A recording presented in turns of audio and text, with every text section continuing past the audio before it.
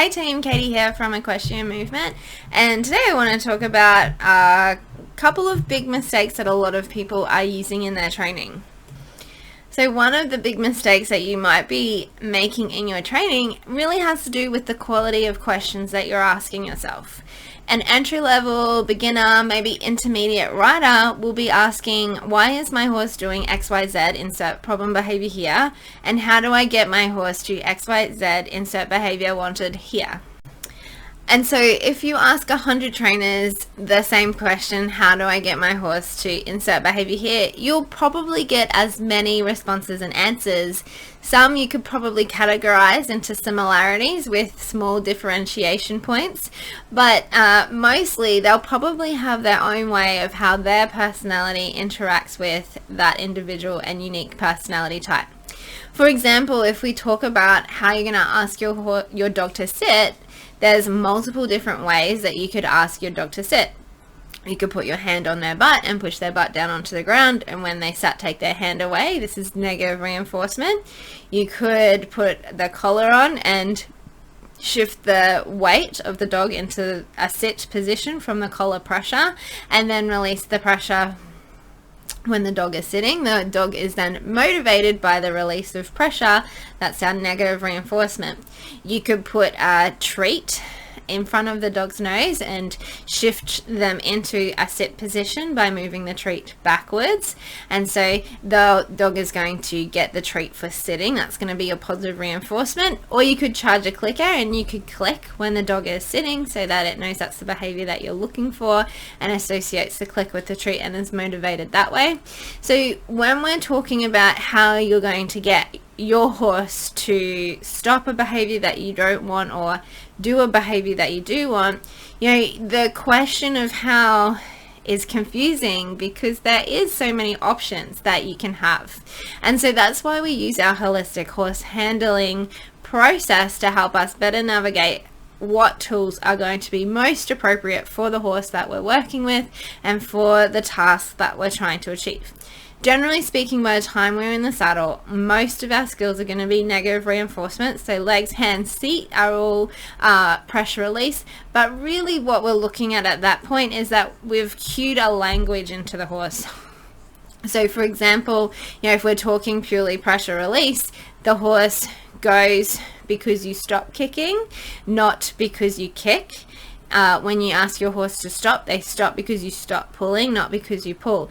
And so it's the thing that they want goes away when they want. The thing that they don't want goes away when they give you the behavior that you want. So the ask is released to mark the behavior that you want from them. And so where that becomes a problem is it then means that the language that we're cueing into them, the conversations that we're having with them, they have a negative association with the tools that we're going to use for that language.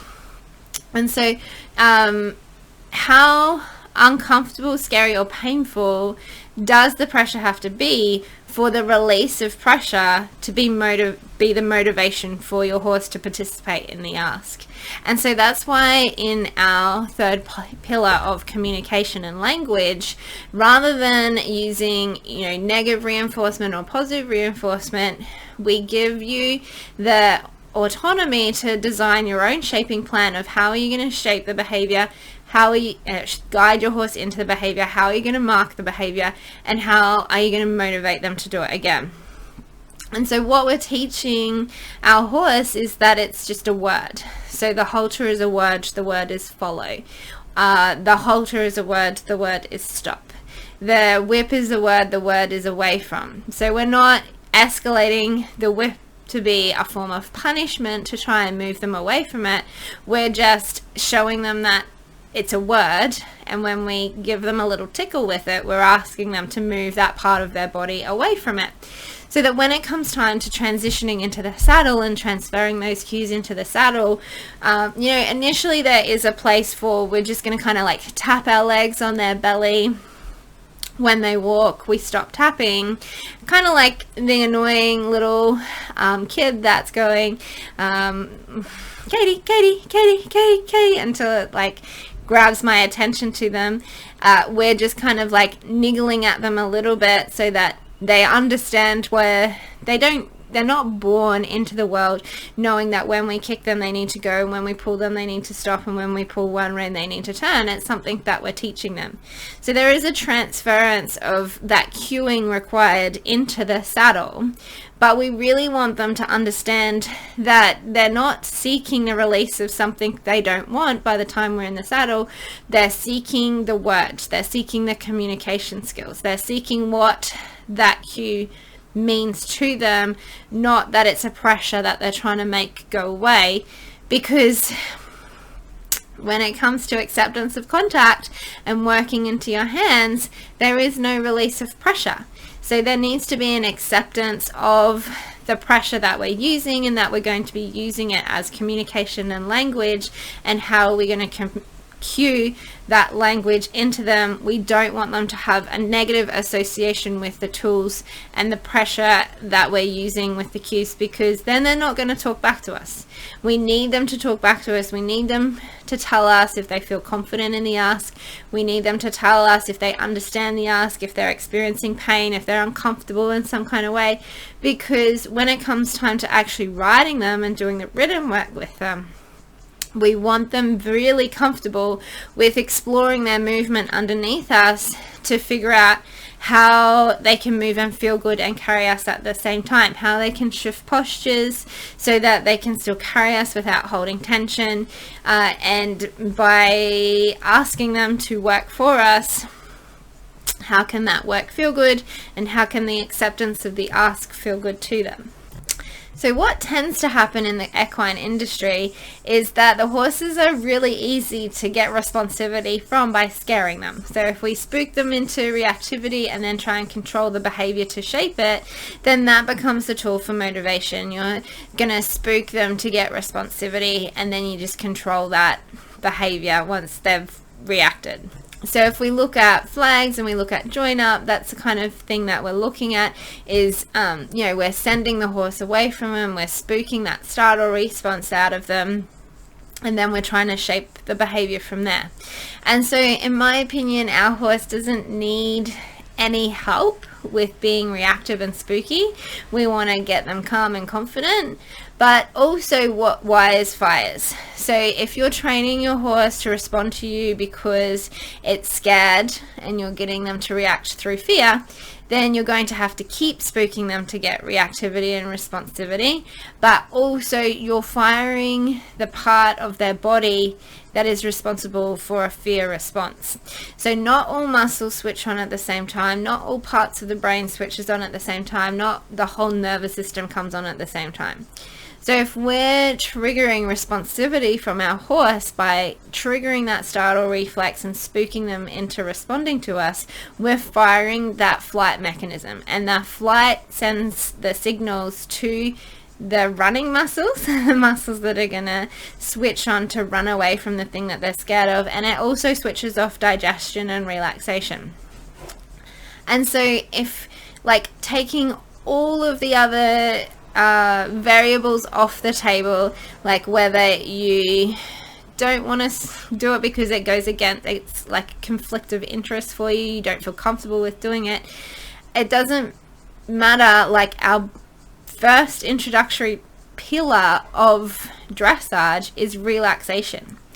So if the only way you can get your horse to respond to you is by triggering that startle reflex and then wiring in that fear, you're never going to get relaxation and swing, because a horse that is in a mental state of fear is in a physical state of tension and is firing those fear response muscles that activate that flight response and that turn off relaxation and digestion.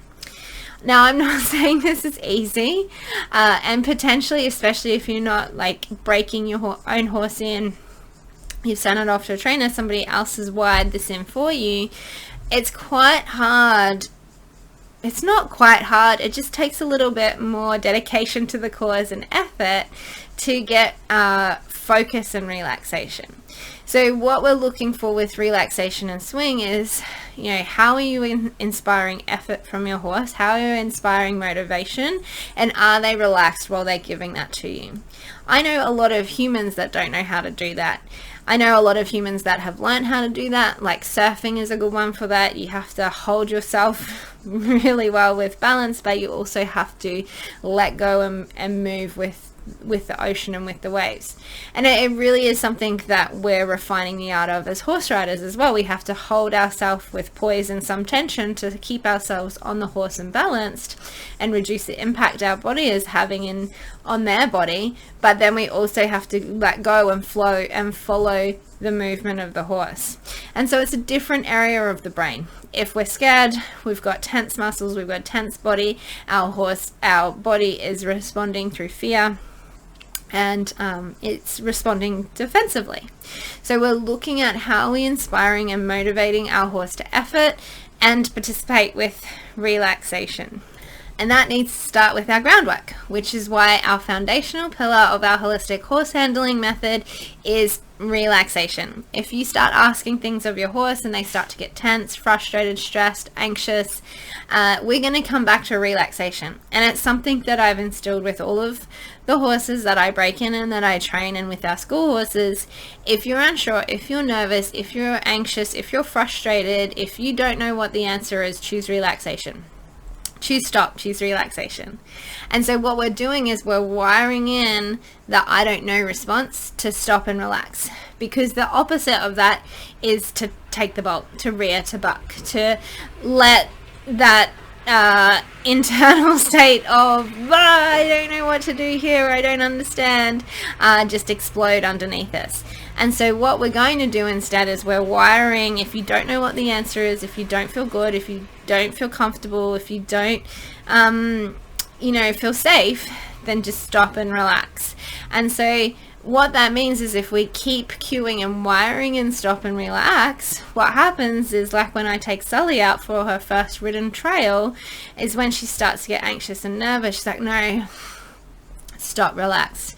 And so rather than that energy and that anxiety escalating, when she feels that tension building, she chooses to relax, because that's what we've wired in. It's a biological response to her environment that we have conditioned, because we have been strategic and intentional about how we're going to use our shaping plans and our lessons to create a safe horse that has the confidence to look after its rider, even though she's green broke.